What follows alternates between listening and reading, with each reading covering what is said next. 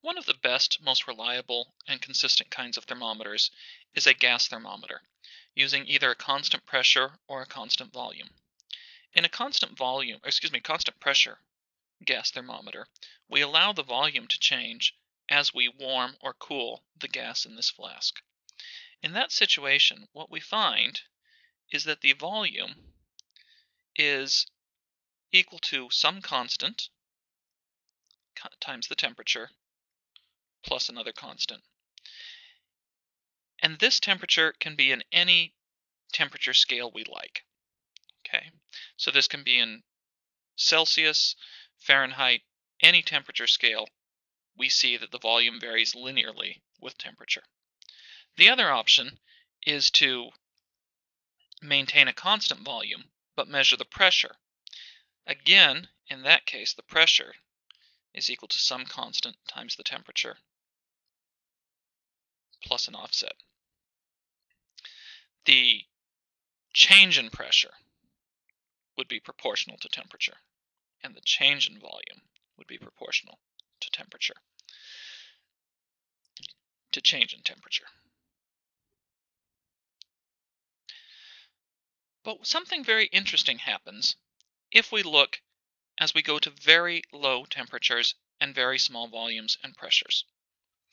It turns out that the exact value of C and B depend on how much gas you have in here and the type of gas. But whatever values we have there, if we lower our temperature more and more and more, we have this nice straight line. And these straight lines could represent different choices of the amount of gas and kind of gas. But they all, if you continue them on, come together at the same point. In other words, if I lower the temperature more and more and more, it looks like the pressure is going to drop to zero at a certain temperature. And regardless of how much gas I start with and what gas I start with, they always come down to the same temperature here. As always, there's a few caveats with that. First off, you never can actually drop the temperature to zero. All of these gases will eventually liquefy, drop down very suddenly to a low pressure or low volume. And so we have to extrapolate the portion that is linear. Second, if we measure this with a great deal of precision, we find that if you've got a fairly high pressure gas, a lot of stuff in there, these don't come down to the exact same spot.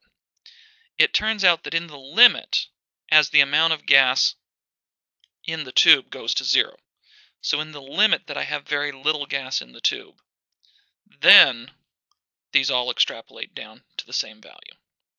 And measuring that in Celsius, we found that that value was about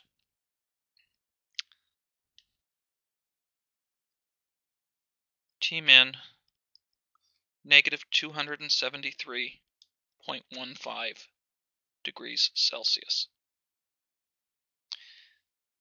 Well, that appears to be the smallest temperature we can get to, the temperature that all of these approach. So we decided to make that our new fixed point, our calibration point. So that's called the 0 Kelvin point. It's absolute zero. There is no random thermal energy at that temperature. Now we want to make it match up with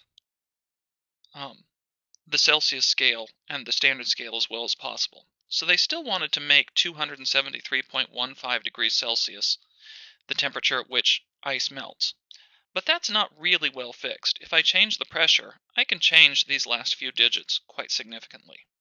So we needed a more reliable second point to calibrate our temperature scale.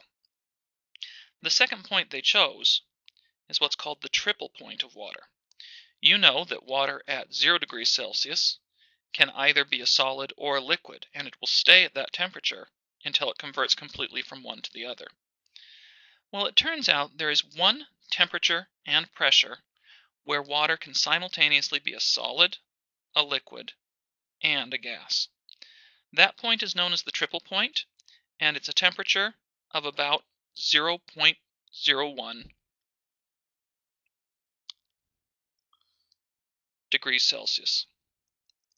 So the triple point temperature is 0.01 degrees Celsius. That's also a pressure of about 6 atmospheres, where we get that triple point. A little more. So this 0.01 degrees Celsius becomes our second calibration point for kelvins, and that will be 273.16 kelvins. Notice when I talk about kelvins, I do not say degrees Kelvin, I just say kelvins. So now we have one more temperature scale, the one we like the best. It's an absolute temperature scale. So the 0 point here is absolute zero, where there is no thermal activity. With this temperature scale, I can say volume is proportional to temperature, and pressure is proportional to temperature. The first one is when we have constant pressure, the second one is when we have constant volume.